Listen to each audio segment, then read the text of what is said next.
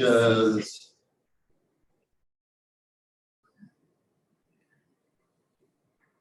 c'est bon.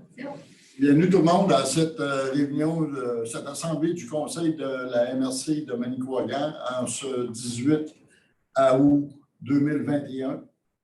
On a quorum tous les préfets, tous les maires des différentes municipalités de la MRC sont présents. Bonjour. Messieurs les journalistes, bonjour aussi. On va commencer par la lecture de l'ordre du jour. Au point 1, ouverture de la séance. Au point 2, lecture et adoption de l'ordre du jour. Au point 3, lecture et approbation du procès-verbal de la séance ordinaire du 8 juillet 2021. Au point 4, dépôt du rapport du TNO, juin et juillet 2021. Au point 5, dépôt et lecture de la correspondance. Au point 6, soit les affaires courantes, 6.1, autorisation du paiement des comptes pour les mois de juin et juillet 2021. Au point 6.2, mandat au ministre des Finances pour recevoir et ouvrir les soumissions prévues à l'article 1065 du Code municipal. Au point 6.3, autorisation de communication de renseignement SAAQ, Société d'assurance automobile du Québec. 6.4, adoption des priorités d'intervention 2021-2022, Fonds, région et ruralité. 6.5, rémunération du personnel électoral. 6.6, demande de préavis du premier projet du règlement 2021-12 concernant les dérogations mineures de la municipalité de Baie-Trinité. Au point 6.7, octroi de mandat, unité de ventilation, aéroport. Point 6.8, appel d'offres sur invitation, vérificateur externe. 6.9, fonds de mise en valeur de la gestion foncière, bonification d'un projet. 6.10, mandat à la firme Bérard-Caron Avocat versus l'utilisation non autorisée des terres publiques situées à Pointe-Lebel. Au point 7, avis de motion. 7.1, règlement 2021-02, abrogeant le règlement 9754 et instituant le comité consultatif agricole. Au point 8, affaires nouvelles. Au point 9, période de questions. Au point 10, clôture de la séance. On prendrait une proposition pour l'adoption de l'ordre du jour, s'il vous plaît. Je fais une proposition, affaires nouvelles fermées, si tu veux. C'est le préfet. Parfait. Merci.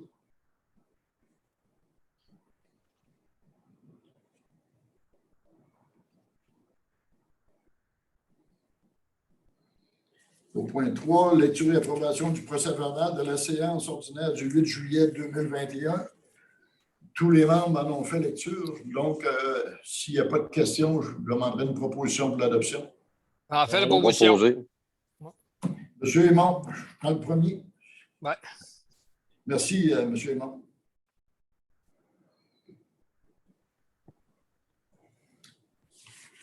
Au point 5, au point 4, excusez, dépôt du rapport du TNO pour les mois de juin et juillet 2021.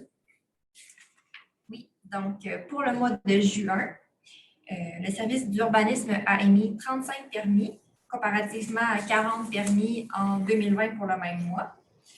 4 permis d'agrandissement ont été refusés en raison d'installations sanitaires absentes ou non conformes. Un permis de quai a été refusé car le terrain est non riverain. Un certificat a été émis à l'entreprise EJD Construction pour la disposition de matériaux d'excavation provenant de travaux routiers sur un terrain appartenant au ministère. Une plainte écrite a été reçue le 2 juin concernant l'occupation depuis plusieurs semaines de campeurs avec un véhicule récréatif au bord du lac aux Rosiers et l'accumulation de déchets sur le site. Et une demande d'accès à l'information a été faite par la SEDAC pour le campement forestier du lac Saint-Pierre. Pour ce qui est du mois de juillet, le service d'urbanisme a émis 37 permis, comparativement à 45 permis pour le mois de juillet en 2020, pour une valeur totale de travaux de 292 500 $. 2 permis ont été refusés, un pour des travaux de construction qui ne respectaient pas la réglementation et l'autre pour une demande qui n'était pas au nom du propriétaire. 4 certificats ont été émis à la pourvoirie Manicouagan pour la modification de baux de pourvoirie en baux de villégiature auprès du ministère et un constat d'infraction a été émis pour ne pas avoir respecté le permis d'installation sanitaire et avoir rejeté dans l'environnement. Donc, ça fait le tour. Je prendrai des propositions. Alors, j'en fais la proposition, M. le M. Président. Norman, merci beaucoup.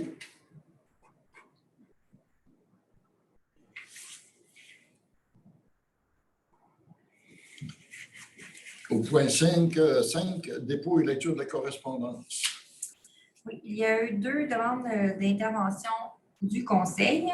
La première concernant l'achat d'un afficheur de vitesse pour la municipalité de Pointe-aux-Stades qui a été traité à la dernière séance le 8 juillet.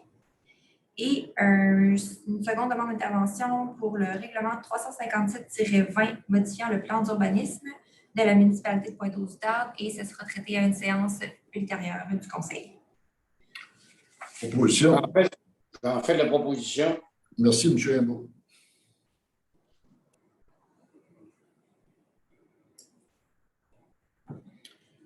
Point 6, affaires courantes. 6.1, autorisation du paiement des comptes pour les mois de juin et juillet 2021.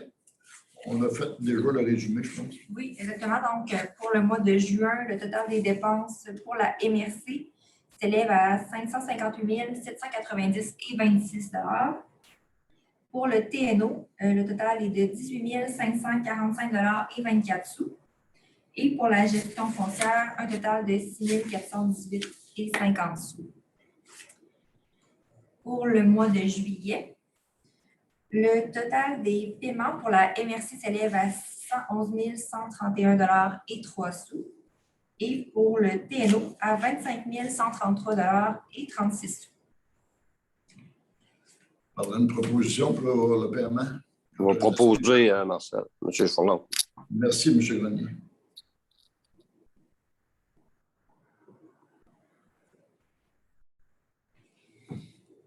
Point 6.2, mandat au ministère des Finances pour recevoir et ouvrir les soumissions prévues à l'article 1065 du Code municipal.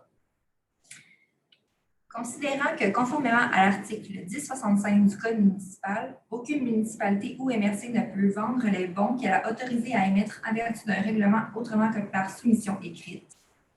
Considérant que les soumissions sont déposées via le service d'adjudication et de publication des résultats de titres d'emprunt émis au financement municipal du ministère des Finances. Considérant que l'article 1066 du Code municipal, qui prévoit que le conseil d'une MRC peut, par résolution, mandater le ministre des Finances pour recevoir et ouvrir les soumissions prévues à l'article 1065 pour cette MRC et au nom de celle-ci, alors la résolution est à l'effet que, conformément à l'article 1066 du Code municipal, le conseil mandate le ministre des Finances pour recevoir et ouvrir les soumissions prévues à l'article 1065 du Code municipal pour et au nom de la MRC. J'en fais la proposition, M. le Préfet. Parfait, Monsieur Mon, merci.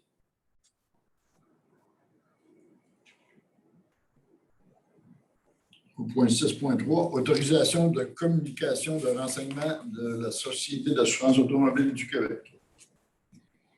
Considérant qu'au fin de la poursuite de tout contrevenant pour tout constat d'infraction délivré sur le territoire relevant de la juridiction de la MRC, il est nécessaire pour la Société de l'assurance automobile du Québec, si après société, de lui communiquer certains renseignements. Considérant qu'en vertu de certaines dispositions du Code de la sécurité routière, notamment les articles 112, 586, 587 et 587.1, et de certaines dispositions du Code de procédure pénale, notamment les articles 364 et 365, il est nécessaire pour la MRC de communiquer certains renseignements à la Société. Considérant qu'en vertu de l'article 67 de la Loi sur l'accès aux documents des organismes publics et sur la protection des renseignements personnels, un organisme public peut communiquer un renseignement nominatif sans le consentement de la personne concernée si cette communication est nécessaire à l'application d'une loi au Québec. Considérant qu'en vertu de l'article 69 de cette loi, la communication des renseignements nominatifs doit être faite de manière à assurer le caractère confidentiel de ces renseignements, alors la proposition est à l'effet que la MRC autorise la directrice générale, Mme Lise Fortin, à signer pour et au nom de la MRC, l'entente administrative concernant la communication de renseignements entre la Société et la MRC de Manicouagan, que la MRC désigne pour l'application de la dite entente Mme Lise Fortin, coordonnatrice de l'entente, M. Philippe Poitras, responsable des employés désignés pour accéder aux renseignements communiqués par la Société. Il pourra déléguer cette fonction à une ou plusieurs autres personnes qu'il est chargé d'identifier. et que M. Philippe Poitras, responsable des employés désignés pour accéder aux renseignements communiqués par la société, est lui-même autorisé à accéder aux renseignements et, en conséquence, est autorisé à signer tous les formulaires requis pour s'octroyer l'accès à ce renseignement. J'en fais la proposition. Merci, M. Bouchard.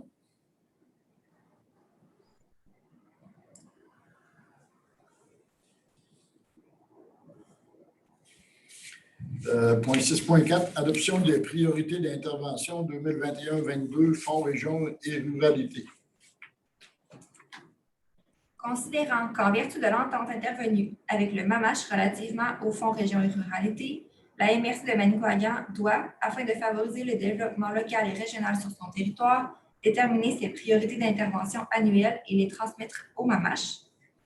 Alors, la proposition est à l'effet que la MRC, dans le cadre du Fonds Région et Ruralité, détermine les priorités d'intervention suivantes pour l'année 2021-2022, soit réaliser les mandats de la MRC en regard de la planification, de l'aménagement et du développement de son territoire, promouvoir et soutenir l'entrepreneuriat et les entreprises par le biais des Manicouagan, soutenir le développement rural dans les municipalités locales de son territoire.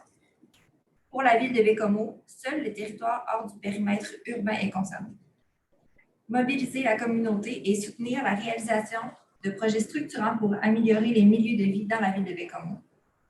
Promouvoir et soutenir les organismes œuvrant dans le secteur de la santé, de l'éducation, des arts et de la culture, du transport, de l'agroalimentaire, du recrutement et de la rétention de la main-d'œuvre ainsi que de la jeunesse. Participer et collaborer aux échanges avec les MRC et différents ministères et organismes afin de convenir des ententes sectorielles de développement. Je ne vais pas proposer. Merci, M. Baillargeon.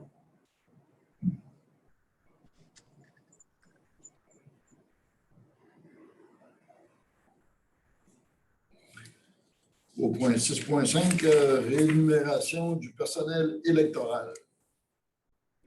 Considérant que le Conseil peut, en tout temps, fixer une rémunération supérieure à celle payable lors d'élections et de référendums municipaux et prévue par le ministre des Affaires municipales, conformément aux articles 88 alinéa 2 et 580 de la loi sur les élections et les référendums dans les municipalités. Considérant que le Conseil souhaite ajuster la rémunération payable au personnel électoral afin, entre autres, de faciliter le recrutement pour les élections tenues sur le territoire de la MRC, alors la proposition est à l'effet que les rémunérations payables lors d'une élection soient les suivantes. Pour le président d'élection, un montant de base de 2 500 $ et 45 sous de l'électeur. Pour le secrétaire d'élection, le 3/4 de la rémunération du président d'élection. Pour l'adjoint au président d'élection, la moitié de la rémunération du président d'élection. Président d'une commission de révision, 21 $ et 10 $. Pour le secrétaire d'une commission de révision, 20 et 35 $ de l'heure. Pour le membre d'une commission de révision, 21 et 10 $ de l'heure. Pour un agent réviseur, 19 et 65 $ de l'heure. Pour le primo, 20 et 42 $ de l'heure. Pour le membre de la table de vérification, 17 et 34 $ de l'heure. Pour le scrutateur, 19 et 71 $ de l'heure. Pour le secrétaire du bureau de vote, 17 et 75 $ de l'heure. Et finalement, pour tout autre personnel électoral, 17 et 34 $ de l'heure. Le cumul de fonctions ne donne droit seulement qu'à la rémunération la plus élevée. Et tout fonctionnaire de la MRC de Manicouagan, à exception du président d'élection et du secrétaire d'élection, a le droit de recevoir une rémunération équivalente à son salaire horaire pour tout travail effectué pendant et en dehors de ses heures habituelles de travail. Toutefois, la rémunération reçue pour le travail effectué en dehors des heures habituelles de travail n'est pas admissible aux avantages sociaux. Les frais de déplacement seront remboursés selon le règlement 2016-11 de la MRC. J'en fais la proposition. Merci, M. Normand.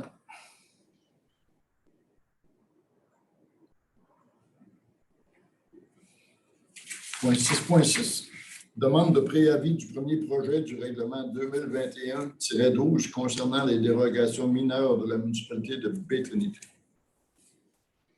Considérant le schéma d'aménagement et de développement révisé de la MRC de Manicouagan est en vigueur sur le territoire de la municipalité de Baie-Trinité. Considérant qu'en date du 14 avril 2021, la municipalité de Baie-Trinité a adopté par la résolution 2021-04-19 le premier projet de règlement 2021-12 relativement aux dérogations mineures.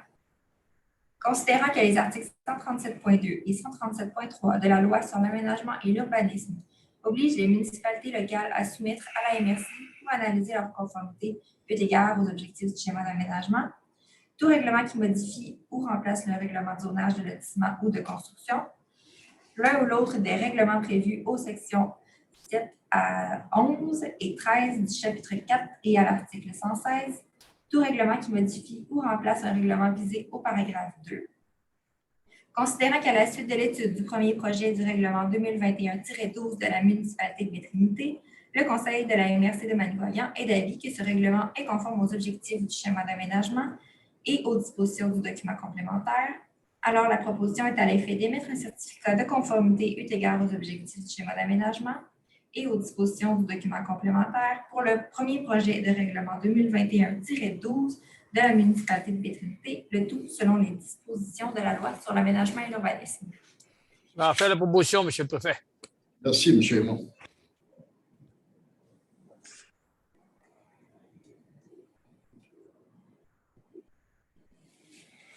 « 6.7 Octroi de mandat unité de ventilation à aéroport.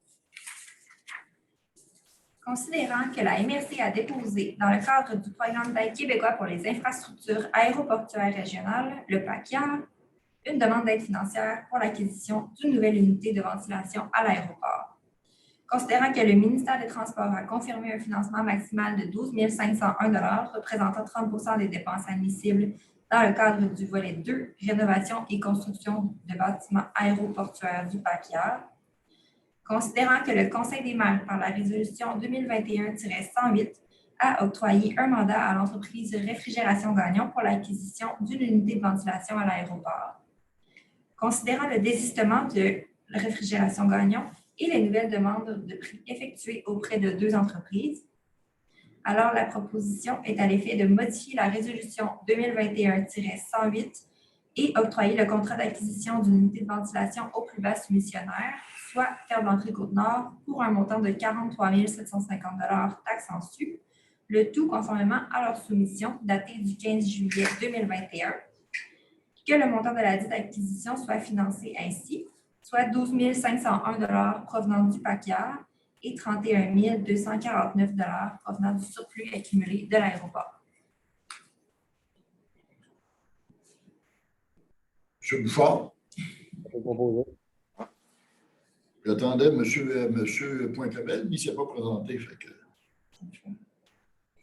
C'est M. Bouchard. Je n'ai pas enlevé mon micro assez vite. On te pardonne, Normand. Point 6.8, appel d'offres sur invitation vérificateur externe.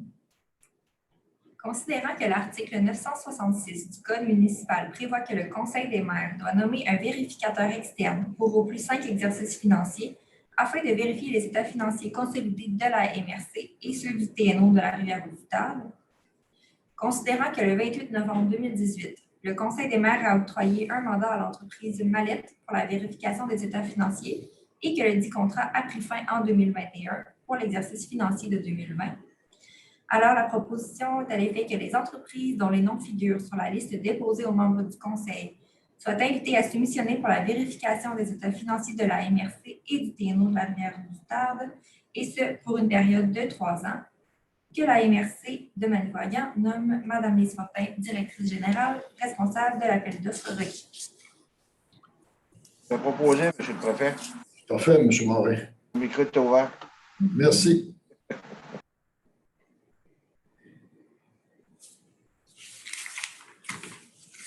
« 6.8 Fonds de mise en valeur de la gestion foncière, bonification d'un projet. »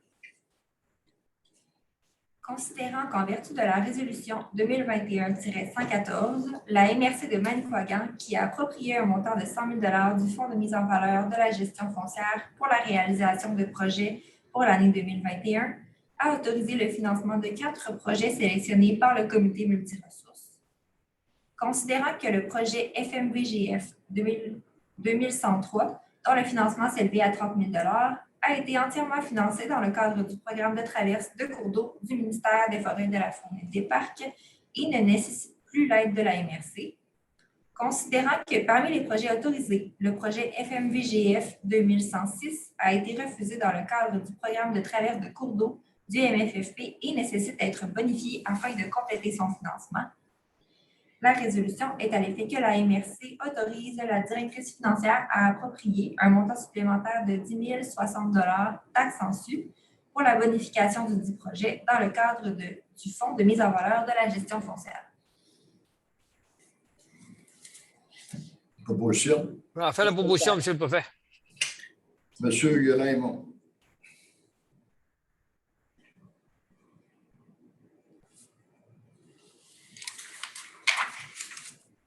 « 6.10. Mandat à la firme Bérard-Caron, avocat incorporé, utilisation non autorisée des terres publiques situées à Pointe-la-Belle. » Considérant que la gestion des terres publiques intramunicipales a été confiée à la MRC, ainsi que les pouvoirs et responsabilités qui découlent de la loi sur les terres du domaine de l'État. Considérant que 5 citoyens de la rue Granier à Pointe-la-Belle utilisent sans autorisation des terres du domaine de l'État, considérant que ces citoyens ont tous reçu des avis de quitter et n'y ont pas donné suite, considérant qu'il y a lieu d'exiger l'enlèvement de tous les aménagements et installations placés sur les terres publiques ainsi que la remise des lieux dans leur état initial. La proposition est à l'effet que le Conseil mandate Maître Maxime Caron de la firme Bérard-Caron Avocat pour représenter la MRC de Manicouagan auprès de ces 5 citoyens, prendre les procédures légales requises pour que soient libérées et remises à leur état initial les terres publiques du domaine de l'État et l'autorise à poser tous les actes professionnels nécessaires afin d'assurer le suivi du dossier et que les frais ainsi engagés soient puisés à même le budget de la gestion foncière. Je peux en faire la proposition, M. le Préfet. Merci, M. Montigny.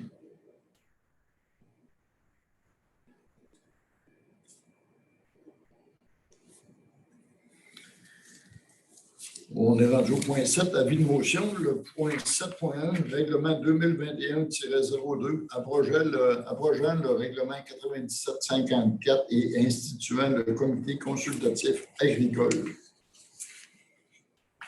Donc, il s'agit d'un avis de motion de l'adoption à une prochaine séance de ce conseil d'un règlement portant le numéro 2021-02 relatif à la rémunération, abrogeant le règlement 97-54 et instituant le comité consultatif agricole. Et le projet de règlement est présenté aux membres du conseil et demande de dispense de lecture du règlement de son adoption sera faite par le proposeur. Quelqu'un proposer? Monsieur Étienne Béargeon. OK. Avec dispense de lecture. Monsieur Béargeon, oui, parfait. J'ai fermé mon micro parce que vous allez entendre les vannes passer en arrière de moi.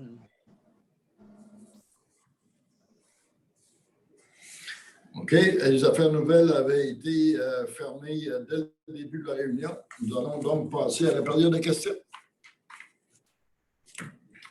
Messieurs les journalistes. Oui, je vais prendre les devants, faire un changement, André. Ah, pas de problème. Alors, premièrement, le 6.02 concernant les soumissions prévues, l'article 1065 du Code municipal, ça change quoi, ça, dans le quotidien, M. le Préfet? Ça ne change rien dans le quotidien. C'est une procédure récurrente à tous les 3 ou 5 ans. C'est un renouvellement de mandat qu'on donne au ministre des Finances. Parce que le ministre des Finances, quand une municipalité au Québec veut faire des emprunts, la procédure, c'est qu'on demande au ministre des Finances de reconnaître la demande, puis de s'occuper de recevoir, de faire l'appel de soumission, puis de recevoir les soumissions. OK. Un peu de la poutine administrative, je présume. C'est ça, exactement. Je présume que c'est du même ordre l'autorisation de communication de renseignements de la SAC. C'est ça, étant donné que pour nos contrats ou nos amendes qu'on cherche, qu'on donne aux personnes qui qui sont délinquants lorsqu'ils vont porter leurs résidus ou leurs ordures au site situé sur le territoire du TNO. Ben, la SAC nous demande d'avoir une entente pour qu'ils nous transmettent les coordonnées des gens qui sont les délinquants. OK. Pour ce qui est de l'utilisation autorisée de terres publiques situées à Pointe-Lebel, c'est quoi le problème exactement? C'est des terres publiques qui sont adjacentes à une résidence, puis il y a des remises, puis il y a des garages, puis des choses comme ça? Ah, je pense que c'est adjacent aussi, là, mais c'est plus des prolongements de cours arrière que les gens utilisent de façon illégale. OK. Puis, est-ce qu'il y en avait plus que 5 ou il y en a 5 qui n'ont pas répondu? Ou puis il y en a d'autres qui sont régularisés? Je pense que ce qui est sûr, c'est que c'est 5 qui n'ont pas répondu, qui n'ont pas réagi. À savoir le nombre au total, je n'ai pas ça de données en main. OK. Ça, c'est-tu quelque chose de commun, ça, dans les séances de la MRC, des municipalités qui doivent demander ce genre d'intervention? En fait, la demande vient-tu de la municipalité ou du ministère? D'aucun des deux, en fait, c'est lorsque les techniciens, oui, c'est ça, ont l'information, doivent faire des inspections. Donc, c'est suite à des inspections qui ont découvert qu'il y avait des terres publiques intramunicipales utilisées illégalement par des citoyens. OK. Donc, à ce moment-là, on donne suite au dossier. Là. Puis, il y a des communications qui sont faites avec les résidents. Puis, finalement, je vais m'avancer sur l'avis de motion. Le comité consultatif agricole, est-ce que je crois comprendre, c'est quelque chose de nouveau, mais ces mandats, est-ce que ça va être quelque chose qui n'était pas MRC ou bien c'est une nouvelle manière de faire autre chose? En fait, c'est un comité qui était plus ou moins en fonction. Puis on a décidé de le remettre en fonction. Il y avait un règlement qui existait depuis 1994. On a révisé les règlements. Puis c'est ce nouveau règlement-là qui va être mis en vigueur. Là. Puis le comité agricole va reprendre, vous savez, dans l'agroalimentaire, dans la Manicouagan, il y a de plus en plus d'exploitants, puis les activités en étant en augmentation, ça prend un comité pour s'assurer que toutes les procédures sont respectées et Enfin, merci beaucoup, c'est beau pour moi. Merci. Oui, OK. Je voulais juste revenir parce que j'ai mal compris concernant le mandat à la firme Bérère-Caron. L'utilisation des terres publiques, ça consistait en quoi? Qu'est-ce qui a été construit? Je ne peux pas vous dire exactement qu'est-ce qui a été construit. Là. Ce que les techniciens de la MRC ont découvert, c'est qu'il y avait l'utilisation de terres publiques. Là. Ça peut être strictement des aménagements paysagers, ça peut être des bâtiments, ça peut être des jeux pour les enfants. Mais les terrains qui sont vendus dans ce secteur-là, c'est des terrains qui sont déjà extrêmement grands, très profonds. Et quand les gens débordent, puis ce débordement-là fait en sorte qu'on ne peut pas vendre à d'autres ces petits terrains-là, bien, ça crée des problèmes. Et ce sont des aménagements, j'imagine, qui nécessitent une restauration à l'état initial. Donc, pour des jeux d'enfants, ce n'est pas trop pire si c'est une balançoire, mais si c'est autre chose qui est fixe comme une fontaine, j'imagine que ça cause problème. Écoutez, je ne peux pas vous en dire plus. Là. Je ne connais pas la situation de chacun, mais les problématiques sont assez évidentes. Ces gens-là avaient seulement qu'à demander un bail d'occupation, puis ils auraient régularisé leur situation. Ça va. Juste un petit complément, si je peux me permettre. Oui. Oui. C'est quelque chose qui arrive aussi sur le territoire urbain de Bécomo. Tu sais, il y a des gens, par exemple, que leur limite de terrain en l'arrière de leur cour, ben, ils vont déboiser puis ils vont s'agrandir sans demander l'achat du terrain. Sur le territoire de Bécomo, des fois, ça appartient à Résolu, des fois, ça appartient à l'COA, des fois, ça appartient à la municipalité, des fois, ça appartient à MRC, mais des fois, ça appartient aussi à la société d'expansion. Fait que dans ce cas-là, ils sont squatteurs. Ils occupent illégalement le territoire qui ne leur appartient pas. Mais il y en a qui n'ont rien construit, ils ont juste mis des objets, mais il y en a qui ont construit des installations. On a même déjà vu dans le passé, dans le quartier Saint-Georges, quelqu'un qui avait construit sa piscine en bonne partie sur un terrain qui ne lui appartenait pas. Donc, elle a été obligée de la démanteler.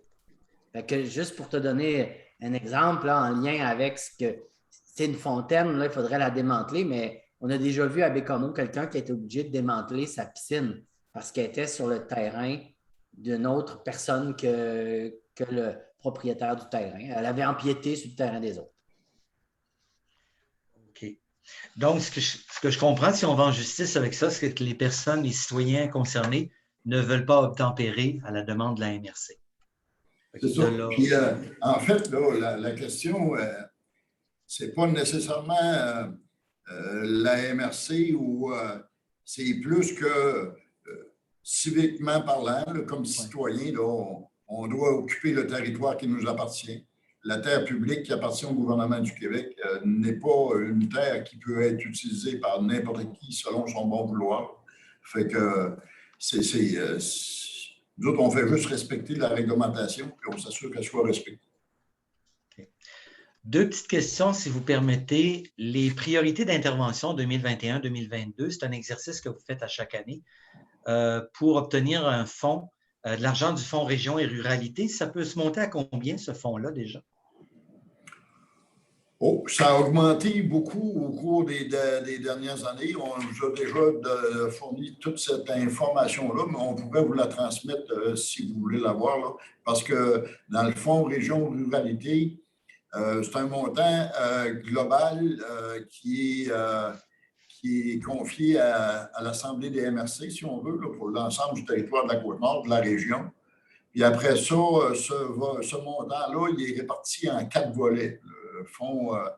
Le volet 1, qui est l'ancien fonds, pas d'aménagement du territoire, mais fonds... Mise en valeur des ressources du milieu forestier ou des trucs comme ça? Non, c'est plus pour les besoins d'aménagement du territoire, je vous dirais. Puis après ça, le volet 2, non, le volet 1, c'est le volet Fonds d'appui au rayonnement des régions, là, le phare qu'on avait avant. Après ça, il y a le volet 2 qui était, je vais vous trouver le nom, là. Puis le volet 3, c'est qui porte sur, ça a été développé dans la dernière entente là, quinquennale avec le gouvernement du Québec et les fédérations québécoises et l'Union des municipalités. C'est pour une stratégie d'image de marque pour chacune des régions, chacune des MRC du Québec.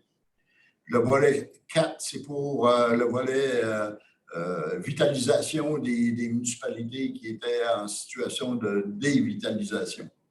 Fait que c'est 4 volets, puis il y a un montant d'argent global, puis ce montant d'argent-là, il a été réparti entre chacune des 6 MRC de la Côte-Nord. Puis on travaille de façon commune pour se répartir les fonds. OK. Dans les priorités, est-ce qu'il y a eu des bonifications, des modifications qui sont dignes à souligner? Ça ressemble pas mal à ce qui se passe d'habitude. Hein? C'est ça. C'est les mêmes qu'au cours des 2-3 dernières années. D'accord. Juste une chose concernant les élections, la rémunération du personnel électoral. Savez-vous, M. Furlong, juste pour techniquement nous guider dans les prochaines élections municipales, quelles sont les dates de mise en candidature et de fin de mise en candidature? Le savez-vous? Est-ce que vous avez ça proche? Oui, la période de mise en candidature, c'est du 17 septembre au 1er octobre. Okay. Donc, si le 1er octobre, il n'y a personne qui s'est indiqué, on n'aura pas de préfet ou de maire. Puis, la date de lancement de la période de campagne, c'est à partir du 1er octobre jusqu'au 7 novembre. L'élection a lieu le 7 novembre. Très bien. Ça va me guider pour mon agenda. Merci beaucoup. Parfait. Merci. Merci tout le monde. Merci de votre participation. Merci beaucoup. Ça prend quelqu'un de proposer la fin de l'Assemblée. Je vais le proposer, M. le Préfet. Merci. Merci, M. Moret. Normand. Bonne journée à tous. Bonne journée. Salut tout le monde. Bye tout le monde. Bonne fin de journée, tout le monde. Salut.